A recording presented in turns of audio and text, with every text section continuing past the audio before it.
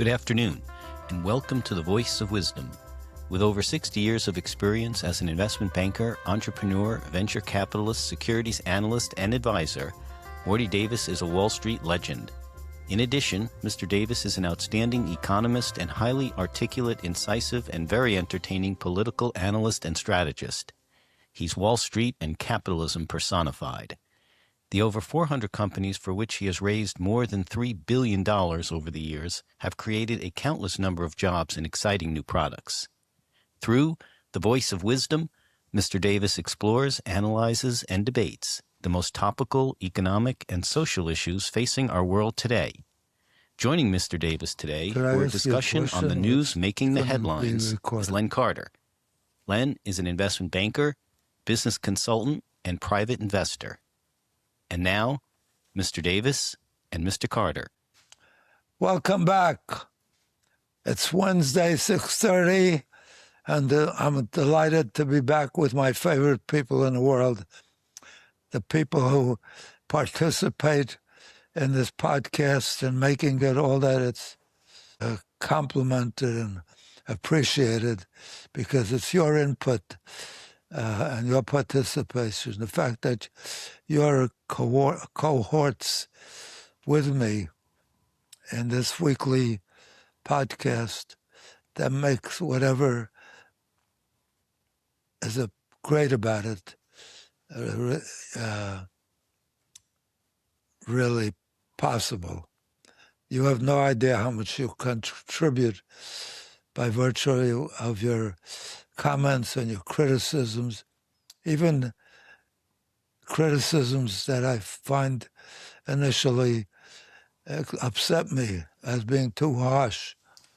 Actually, after I have time to reflect on them, I realize they make me think, they make me brighter, they make me learn. So keep on sending even the harsh criticisms, because it makes me reflect on the validity of some of the positions that I hold or that you're advocating. Thank you, and welcome back. I love you. So without further ado, let's get on with the week's news. And as always, I apologize for the nature of the week's news. That's not my fault, but the nature of the podcast that deals with the events of the week, which are always, without fail, very depressing, in that bad news is what makes the news. Disasters, killings, young kids in kindergarten and even of lower ages that are slaughtered in their classrooms along with their teachers and people, and prayers at churches, at synagogues, and at social events, and the various fires in California and tornadoes throughout the world, and all the week's disasters that are considered newsworthy enough to make the front page of the Times, New York Times, or the New York Post, or the your favorite magazines, etc., etc. So I don't make the news. I cover the news in this podcast, and as a consequence, I'm sending you stuff that initially, when I heard it, got me depressed and a funk that I had to work to overcome.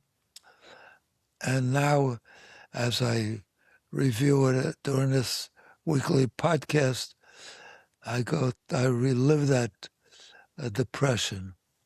So I apologize. I can't apologize for the news, because that's what we covered.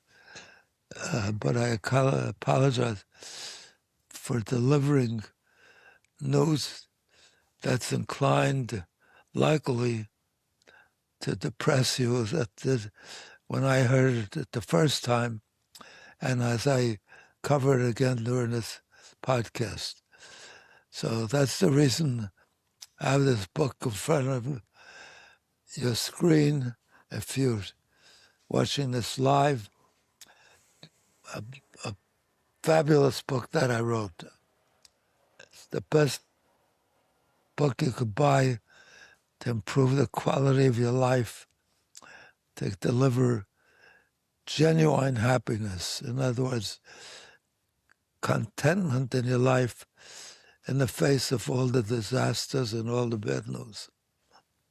Not happiness in the sense that in this country we think of it what a bottle of vodka or a quart of whiskey does, or some addictive drugs, but the quality of your life, overcoming the disturbing news, the aggravating news, and making for a more contented life. So I don't want to keep urging you, but I feel I have to get a copy of this great book, Happiness Guaranteed or Your Misery Back.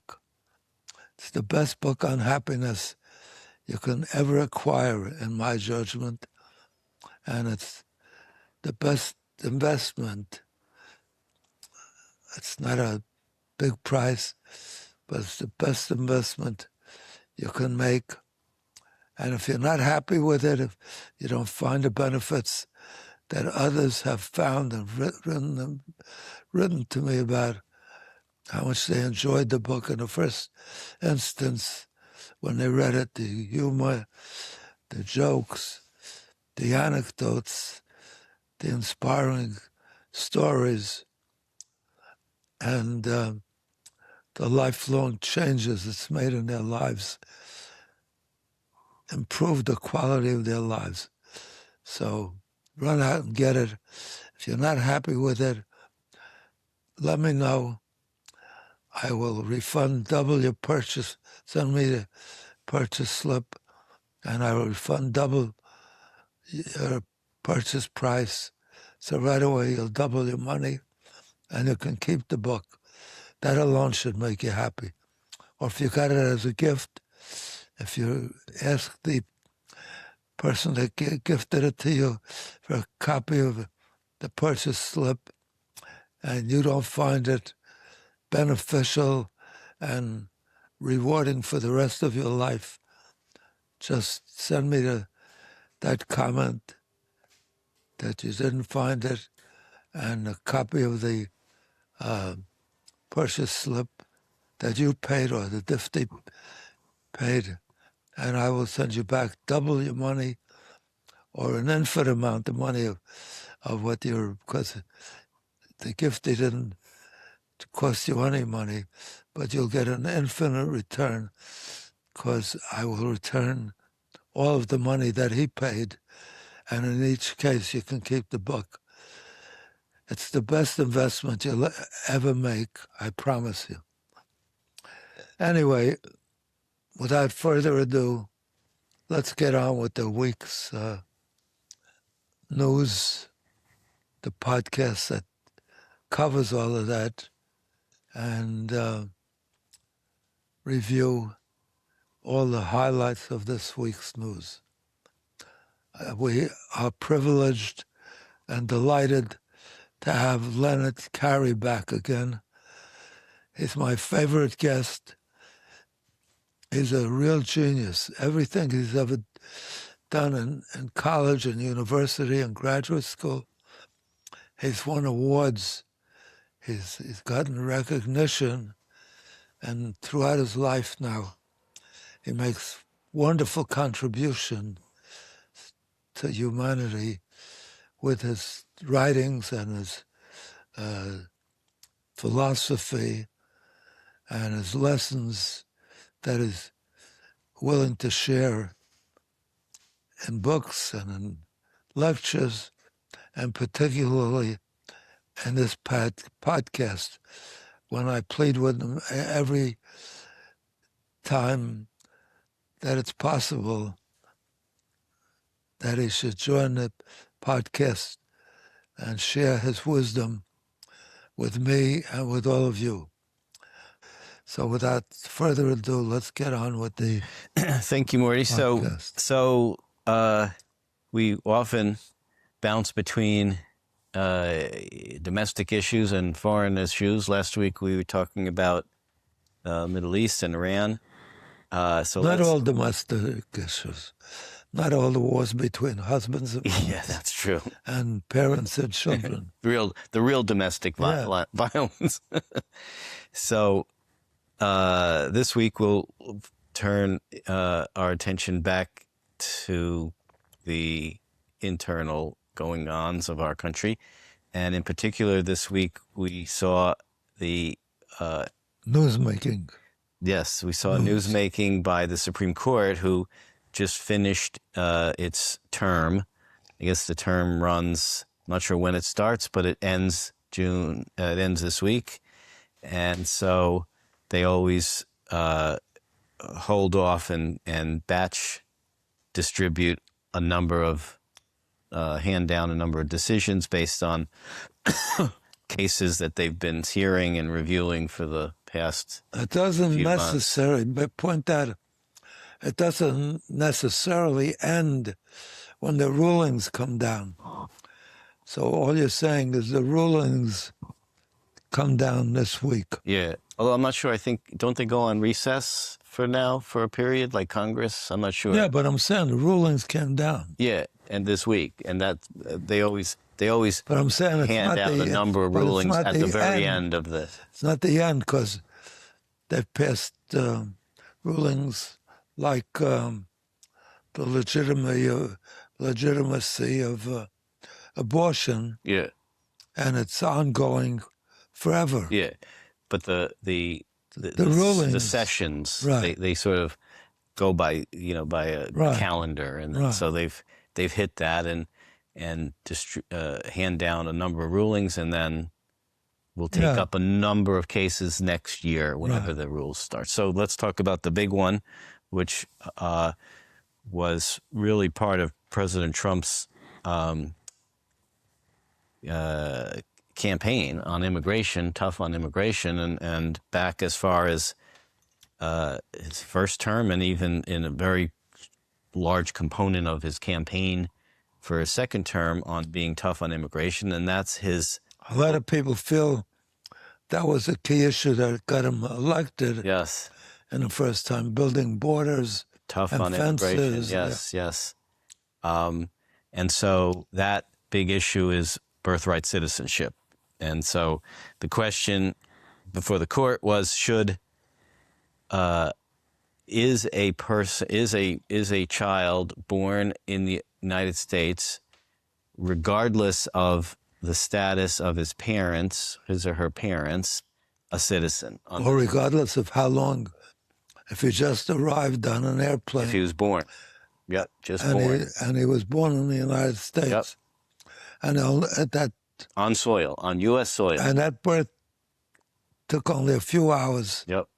For the rest of eternity. Yep. Is he a considered. citizen? So that's the question. And under the 14th Amendment, it does say that if you're people born, and the other key term, which we will discuss, is subject to the jurisdiction, because that was, has become the nuance in why many conservatives don't think that the 14th Amendment applies to children of illegal immigrants, because they're not subject to the jurisdiction of the U.S. They're here illegally. So, but it should be recognized when they wrote that law, people couldn't arrive in the United States on an airplane and give birth an hour later and have their kids become citizens. But you could be here illegally. right? You could have come across Yeah, illegally. that's true. And so if that's the case, If you're the child of a criminal, correct. Or and just not that necessarily child criminal, was, but just, no, I'm saying no matter how bad, correct. So, that child becomes a citizen permanently. yes. So the Supreme Court ruled 6-3 that birthright citizenship is upheld. And if you're born here on U.S. soil, with narrow exceptions, there's always been the exception like of a diplomat, the child of a diplomat's not. But Right. but for the general purpose of children born from other immigrants, not diplomats, the court says they are citizens. So not happy, President Trump is not happy with that decision because he signed an executive order, I think maybe over a year ago when he first came into office, saying that striking down birthright citizenship and attempting to, eliminate it through executive order. So it took this time for the Supreme Court to hear arguments and rule. So that was their ruling. Do you think they made the right decision? Well, if you remember, when Obama ran for president, Trump took the position that he was not a citizen. Right. He asked for birth certificates and this and that. And in fact, he was born in Hawaii, and only a few years before, it hadn't been a recognized state of the Union. Right. But when he was born there, it was. So the whole birther issue was certainly an issue.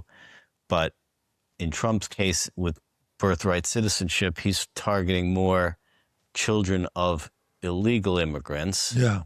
And the question is, should those children who come from, it's almost like fruit from the forbidden tree. You know how if evidence is obtained illegally, it's not considered valid evidence.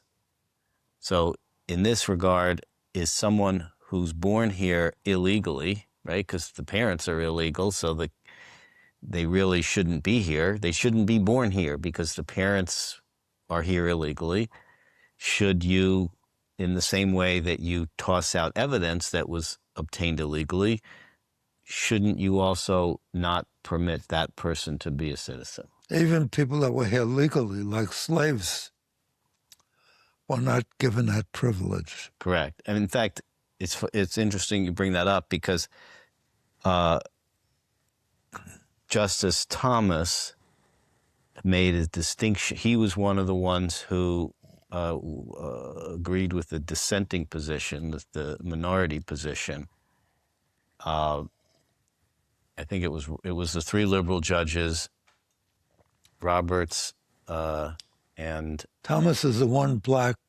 Yes, so he made the point that the 14th Amendment was specifically trying to address slaves who should be made citizens, even though their parents were not. So his belief is that those birthright designation should not be. What do you think? Do you think that a child of an illegal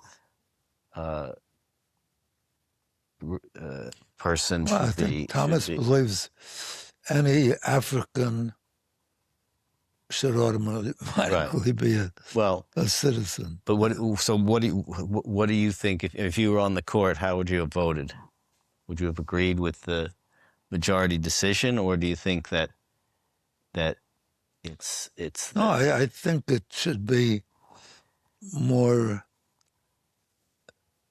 analyzed. In other words, if somebody arrives on an airplane and the the woman's pregnant and she gives birth while landing in LaGuardia Airport, should that child be Should it?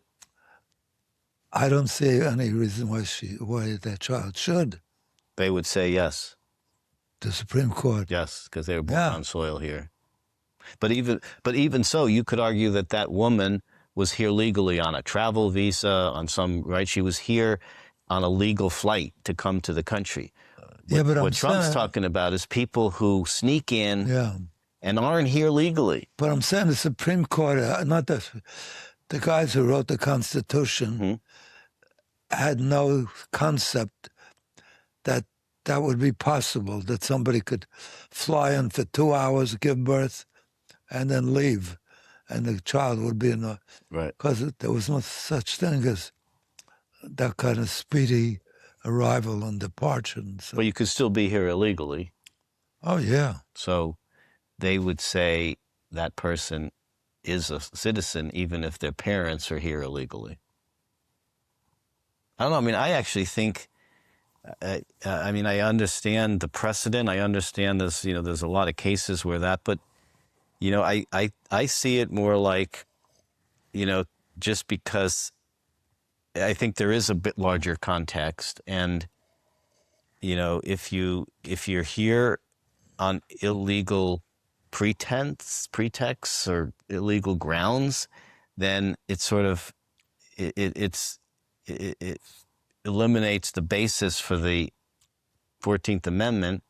And in the same way that if a police officer obtains evidence without a warrant, that evidence, even if it's very incriminating, is thrown out.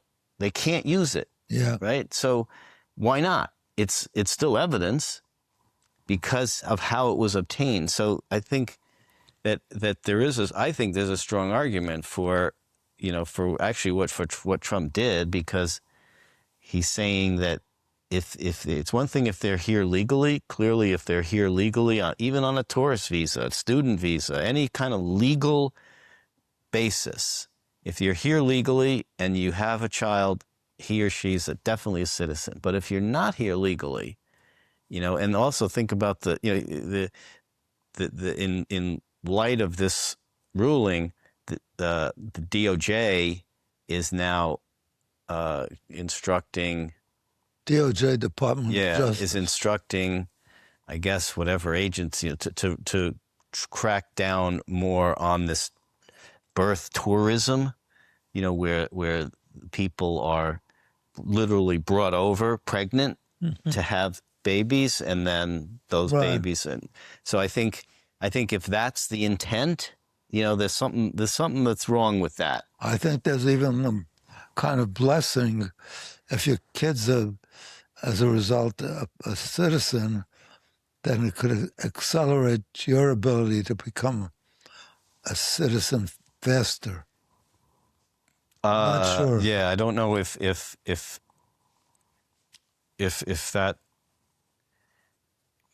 you can make the argument that I need to become a permanent resident or a citizen more quickly because my kids are here. I don't know. That's like the guy that kills his parents and then cries for mercy on the court. Yeah. No, but the fact is, if you came over here and your mother was a citizen, you were never born here and it accelerates your ability to become. Right. So there is that. Yeah. Parent, if you have a close relationship. Does it work the other way? I don't know. It works for parents bringing the kids, but I don't know. All right, so let's talk about another decision that was big just a few days ago, which was the whether or not certain migrants should have temporary protected status, TPS. So the issue there, in particular, it was related to a number of Haitian and Syrian refugees who came over, and for asylum reasons, because where they were coming from were very inhospitable places, And so, And Trump decided that they should not be. correct, should not be granted this temporary protective status. You know, the people who disagree say, look, what does it say on the Statue of Liberty? Bring us your poor, your hungry, your persecuted, right? So, you know, so when people seek asylum, they have temporary protected status, temporary, while their asylum status is being determined. So the question is, what should you do with those people, and while they're waiting, and what rights should they have while they're waiting? So I think part of the problem has always been just the process takes so long that it becomes almost like a residency while you're just waiting for, to get a court date. Unfortunately, that's true of our entire justice system. All trials take forever. You could be totally innocent, totally guilty, and it could take years and years. Even people that are given, death sentences are often around for 50 years afterwards. So the bureaucracy in the justice system is a function of that bureaucracy, and it takes a long time to resolve matters. And even if it's ruled in the Constitution, it takes a long time for the Supreme Court to rule on any issue that's brought up in context with that rule that appears in the Constitution. So the court said that, so they allowed the administration's TPS terminations to proceed. So that was a victory for President Trump, and that he could throw them out. Yes. So, I think some of these issues become less of an issue if the process can be fixed. Like, I don't think people really object to offering certain people asylum, because there are bad places in the world, and we are supposed to be the good guys, and so, but there are also some people that try to abuse it, and people Trump just because you're coming from a bad place doesn't mean you should be here. Trump There's lots of criminals who come from bad places. They shouldn't be here. Trump doesn't feel it's right for us to suffer the consequences of other issues that affect the rest of the world. And we have negative consequences trying to deal constructively or humanly with those issues. So, the interesting thing, even about all of this discussion about the Supreme Court and all the issues that are discussed day and night on television and talk shows and so forth, how irrelevant these issues are really for most of the population. They want to know, what are you going to do about my cost of gas at the gas station, or my cost at the grocery for eggs, and all the talk shows are like tons of gossip and well, it's like you say, it's like inside baseball. Showing their brains, and it doesn't affect their lives. It's a lot of splitting hairs, and it's a lot of nuance and wonky, political wonky. Not crucial to the people's lives. So that's a good point, I think, because how many people are affected by birthright citizenship? Hundreds, I think, hundreds of thousands, maybe, versus how many people are affected by high gas prices or high energy prices or high food prices or unemployment. Millions. Right, but they're always telling... And I think that's why... But these talk shows are always making recommendations to the president of what he should do about all these other issues that seem subordinate to the main issues that people have Right. in mind. And my view is, if the president wants to get reelected, say in 3 years or whenever is the next election, or if he intends to run again, if it's possible, he would look to address those issues. How do I get the price of gas down? Well, How do I get the price of eggs down? And that's something he can deal with. I mean, I don't know why he doesn't do it. the two things that got Trump elected last time in 2024, you said one of them was his hardline stance on immigration. Yeah. Got people to believe that immigration is a real problem and needs to be addressed. Right. And the other thing was the terrible inflation that was going on and how he will bring down the cost immediately. Right. And certainly the But he legacy hasn't done liberal that. media has constantly reminded its viewers that he hasn't done that. Right. And that, in fact, in some cases, it's worse. He doesn't take any steps to do it. Right. Here are the issues. What's his name years ago said it's the economy's stupid. Right. I forget his Carville. name. Who? Carville. Yeah. When he was Carville. he Not helped Clinton. the ice cream Carville. He was Clinton's campaign manager, and he So I mean, it's not. if I were It to- wasn't even such an obvious thing. I mean, it's what got Carter killed in 1980. It's got. I mean, Yeah. But that's still the key issue. right. It affects people's lives. That's Right. what they see Right. every minute of every day. So my view is, instead of all these discussions about subordinate issues that are interested, they're intellectual, they're philosophical, but they don't affect people's lives. How many people are worried about birthright? Right. Or how many Haitian and Syrian people are really talking about Right. this versus how many people have trouble paying grocery bills when they go to the grocery. all the programs, Yeah, well, I think in part it's because all the talk shows are Right. that. right. Well, why doesn't he do something like this? The price of gas is high. We produce enough domestic oil to control the prices that we would sell it to, and we would allow it.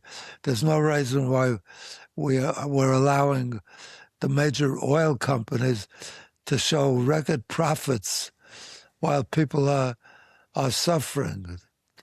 You just put clamps on that and say you can't sell it. Yeah. Well, I mean, we've No, and the same with food. In the 30s and during the big great crash, farmers were getting killed. The price of their production was less than it cost them. So Roosevelt put subsidies to remedy that situation, and farmers were no longer forced to sell their farms and lose their ownership by unpaid mortgages on their farms. So we could do the same thing with grocery products, give subsidies for those things that are, if eggs are too high, just on eggs. You give subsidies either to the grocery stores that requires them to sell it at, or to get gas down to $3. If he took an action to get gasoline down to $3, he'd get reelected like that. And the same with the products and the groceries. I mean, there would be, There'd be a lot of screaming by I mean, corporations. price controls, have never really worked. They've been tried over the past, but why is that? Why didn't they work when Nixon tried it in the 70s? Everything worked during the Second World War because people accepted it. But why didn't it work when Nixon We tried had it in a- the 70s? Because people didn't feel it was imperative in them to participate. But during the Second World War that I lived through, everybody cooperated with rationing, with having food stamps, not food stamps to buy food, but allow them to buy foods, meat and butter. Everything had a ration ticket to buy gasoline, and they cooperated 100%, or people went to jail if they didn't cooperate. But it was felt that that was the right thing to do during an emergency. It's never sold in a proper way so people would support it. If Trump said to the corporations, you can't sell gas in this country for more than $3, period. And they'd go crazy. But the people that voted for this president would be elated if he would do that. And if he did that for eggs or the limited number of products that really annoy people. It's an easy thing to target the things that bother people. They're identifiable, and the president has that's the great thing about the British system. When the British prime minister gets elected, his party, his platform has to be adopted, and if Parliament votes against the platform, that prime minister is evicted. There's a new election. Yep, vote of no confidence, and then they have a new election. Yeah. Like we're seeing now. Yeah, we don't have anything like that. 90% of Americans, or 70, some very large majority of Americans are in favor of gun control.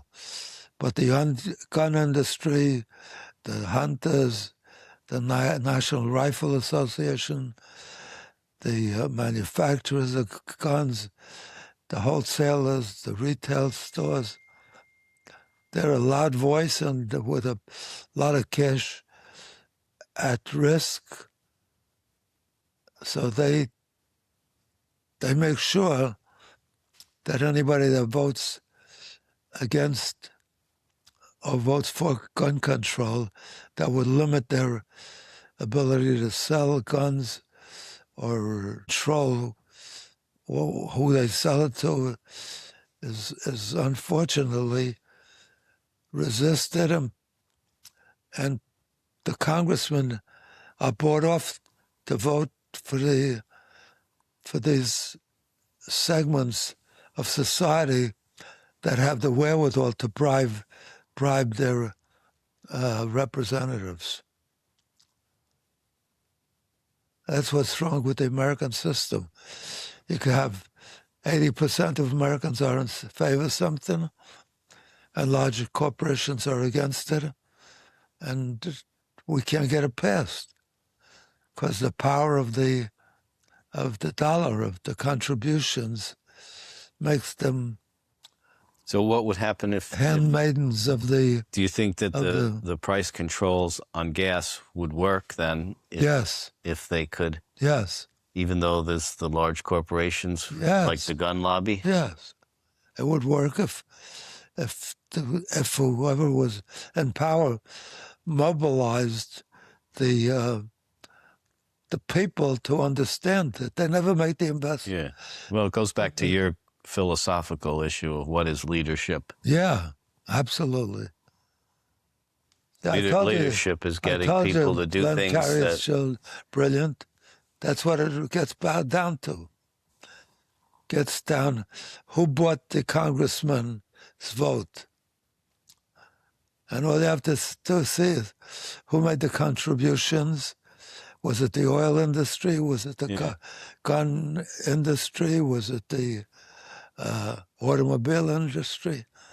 All the laws that are passed are consistent with those so-called political contributions. More accurately, should be described as effective bribes. How are you going to vote against the guy who gave you $100 million to get elected, and you're your election is coming up again in 2 years, as in Congress every 2 years, the House of Representatives. The guy is never going to vote against his contributors. That's what's wrong with this sort of so-called democracy, because democracy says the majority vote gets the ruling, and it doesn't. Here it's the golden rule. It's the gold. He who gives the gold makes the rules. So let's talk another decision related to mail-in ballots.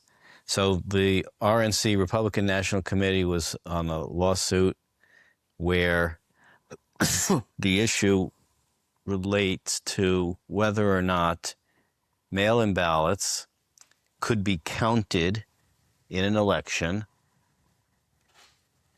after Election Day, provided they were postmarked by Election Day. So the court held that federal Election Day laws do not prevent states from counting mail ballots postmarked by Election Day, but received afterwards.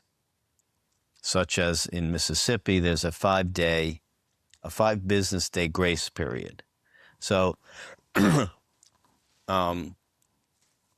whole on thing, one decision, in my mind, that the whole discussion is perverse, because in my book, there's no more important American holiday related to democracy than Election Day. So Election Day, all businesses should be closed, all employees should be given a vacation day so they can go vote, so they don't have to mail in their ballot. So you recognize what about it. people who are absentee ballots? If you make it a holiday... No, but you're away. You're on business, you're out of town, you can't vote that day. What do? Well, so then... Then you vote. You vote. Mail-in ballot. Yeah. So let's say you mail a ballot, and you lick the stamp, but you put it in the mailbox, and it gets there the day after Election Day. You got to then have it like if you're at school and you don't show up in class, you have to bring a note from your mother. Yeah, well, you have to have a legitimate reason. Absentee, you need a legitimate reason to get an absentee ballot. If you're in the military in Vietnam, right, you can't show up even if they give you the day off. Right. But I'm saying. So how do you? So let's make it a national holiday. So let's say I'm away on business. I'm away on business that week. So I can get an absentee ballot. Yeah, you report That's to your legitimate local reason, right? Yeah. So I fill out my absentee ballot. I lick the stamp. I put it in the mailbox. No, you got to do something more. What? You go to your local voting thing. You explain what is, and you fill out an affidavit. Right. That you can't possibly do that. Right. And then I can mail in my ballot. Right. And you ask for a ballot. Right. And I mail it in. One ballot. I mail it in. Yeah. Right. Now, suppose I mail it in, and the mail's slow, and it gets there one day after Election Day. Does it count? If you got a dispensation, then it's a count. It will count. Yes, because you took care of. So you took care of the. So that's prerequisite. So in Mississippi, for example, there's a 5-day grace period. So if my ballot is postmarked by Election Day, meaning I made the decision before Election Day, but it's not received by the Mississippi Election Board or wherever within 5 days, it still counts. No, that wouldn't count. I'm saying. So you're saying it shouldn't count. You got to ask permission from your election board. You got permission. You got permission, but the ballot just got there late. You got to get the ballot. Right. So you're saying there's no such thing as mail ballots? You have to fill it out there when you get it? If you got a note in advance. Right. So then can you... Right. That you can have off that day. Right. You don't have to bring another note. But can I mail in my ballot? Whatever they say. And what happens if the ballot gets there after Election Day? You've taken care of it. It counts or doesn't count? Yes, it counts. It counts. All right. Yeah. That's what Mississippi said. That's what the Supreme Court said. President Trump says, no, it shouldn't count. If it's not received by election day, it doesn't count. Election day means election day. I don't think he agrees with that, because if he's filled it out and his ballot came in late, he would say it has to count. Well, I mean, that may be true. If it applied to him differently, maybe we would change his mind. But the Supreme Court says that the states are allowed to make their own. If you want to do something that deviates, you got to get permission. If you get permission, then if it comes 10 days later or 15 days later, if you have a legitimate reason, then it counts. Right. I mean, that's what. But if you didn't make any, I agree. I agree. I think the court made the right decision. Yeah. And I think it's up to let the states decide if it's 5 days, 6 days, 3 days. Yeah. I mean, the states have under the Constitution the right to determine various election laws. Not every state has the same rules. That the states are allowed to make their own election rules. We have 50 states. And they're different. And a lot of them vary either significantly or mildly, but I'm surprised every time I go to vote and I bring my wallet because it has my driver's license in it. And I walk up to the table and they say, "What's your name?" I tell them my name. And they say, That's okay. a mistake. Yeah. Yeah. And they say, okay, sign. They look me up. Or they look up the name that I gave them. That's true. And they say, sign here. I'm like, okay. Do you want to see my driver's license to make sure that I am the person I'm saying I am? No. Don't have to see that. So to me, that does sound a little bit potentially abusing. It opens the possibility for abuse. Yeah. Because I would think that, okay, so I do sign and they can see that my signature matches like prior years so that they can see. But again, it's like, don't you want ID? Not to have ID when you vote? To me, that seems like at least ID. There's no perfect system that'll avoid all manipulation. Right. But I think asking for ID is not asking for too much, I don't think. No, but if it's hard for people to get an ID? Yeah. People that have no connection to banks or anything. But you can get, I mean, DMV issues non-driver's IDs. And you know what? Voting's a privilege. So if you want to have the privilege of voting, I think you should pay the price of getting an ID. Well, that's your view. Yeah. But the people that don't know how to do anything, don't know how to go even get a permission. Oh, that's the argument that that you're disenfranchised. Yeah, people. You're making it hard for the people that are least capable of dealing with bureaucracy. And I understand that. And I appreciate that. We want to make it, if it's a privilege, you make it as easy as possible. It's like free speech. You don't have to bring all kind of excuses. It's free speech, you know. Yes, but that's my strong advocation. Yeah, for making that a public holiday more than June 18th or something. What is it called? Yeah, Juneteenth. Juneteenth. Yeah, or a lot of holidays. We can talk about one more issue, another case that came up relating to gerrymandering. So. It was in Louisiana, which is one-third black, and there's 6 districts in your 6 representatives based on population. There's 6 districts.